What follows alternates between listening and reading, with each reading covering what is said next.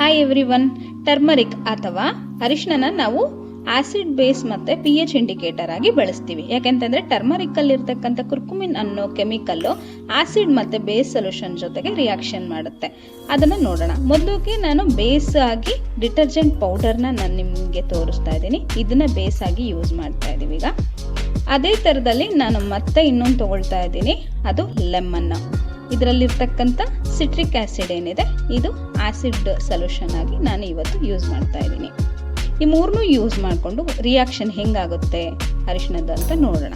ಮೊದಲನೇದಾಗಿ ನಾನು ಅರಿಶಿಣನ ತಗೊಂಡ್ಬಿಟ್ಟು ಅದಕ್ಕೆ ಸ್ವಲ್ಪ ನೀರನ್ನ ಮಿಕ್ಸ್ ಮಾಡೋದ್ರ ಜೊತೆಯಲ್ಲಿ ಫಸ್ಟ್ ಅರಿಶಿಣದ ಸೊಲ್ಯೂಷನ್ ಮಾಡ್ಕೊಳ್ತೀನಿ.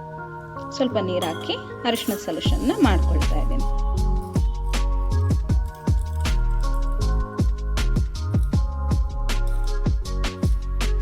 ಅರಿಶಿನ ಸೊಲ್ಯೂಷನ್ ಆಗಿದೆ. ಇವಾಗ ಈ ಅರಿಶಿನ ಸೊಲ್ಯೂಷನ್ನ ಇನ್ನೊಂದು ಬೌಲ್ಗೆ ಅದನ್ನ ತಗೊಳ್ತಾ ಇದ್ದೀನಿ.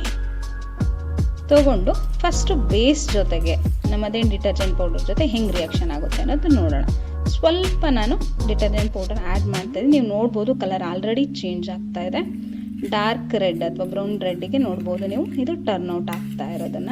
ಯಾಕಂತ ಹೇಳಿದ್ರೆ ಬೇಸಿಸ್ ಜೊತೆ ಅದು ಮಿಕ್ಸ್ ಆದರೆ ಬಣ್ಣ ಬದಲಾಗುತ್ತೆ.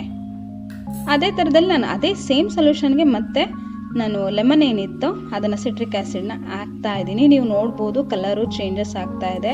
ಏನು ಟರ್ಮರಿಕ್ ಇತ್ತೋ ಯೆಲ್ಲೋ ಕಲರ್ಗೆ ಅದಕ್ಕೆ. ಯಾಕಂತ ಹೇಳಿದ್ರೆ ಯಾವಾಗ ಅದು ಆಸಿಡ್ ಜೊತೆ ಮಿಕ್ಸ್ ಆಗುತ್ತೆ ಆವಾಗ ಸೇಮ್ ಕಲರ್ ರಿಮೈನ್ ಆಗುತ್ತೆ. ನೋಡ್ಬೋದು ನೀವು ಯೆಲ್ಲೋ ಕಲರೇ ಇರೋದನ್ನ. ಇದು ನಮಗೇನಂತ ತಿಳಿಸ್ಕೊಡುತ್ತೆ ಅಂತ ಹೇಳಿದ್ರೆ, ಈ ಅರಿಶಿನ ಏನಿದೆ ಇದು ಯಾವಾಗ ಬೇಸ್ ಜೊತೆಗೆ ರಿಯಾಕ್ಷನ್ ಆಗುತ್ತೆ ಆವಾಗ ಕಲರ್ ಚೇಂಜ್ ಆಗುತ್ತೆ. ಯಾವಾಗ ಆಸಿಡ್ ಜೊತೆಗೆ ಮಿಕ್ಸ್ ಆಗುತ್ತೆ ಆವಾಗ ಅದು ಕಲರು ರಿಮೇನ್ ಆಗುತ್ತೆ, ಅಂದರೆ ಸೇಮ್ ಕಲರ್ ಇರುತ್ತೆ. ಹೋಪ್ ಈ ವಿಡಿಯೋ ನಿಮ್ಗೆ ಇಷ್ಟ ಆಗಿದೆ. ಇದೇ ಥರ ವಿಡಿಯೋಗಳಿಗೆ ನಮ್ಮನ್ನು ಸಬ್ಸ್ಕ್ರೈಬ್ ಮಾಡಿ, ಫಾಲೋ ಮಾಡಿ, ಜೊತೆಗೆ ನಿಮ್ಮ ಫ್ರೆಂಡ್ಸ್ಗಳ ಜೊತೆಗೆ ಶೇರ್ ಮಾಡಿ.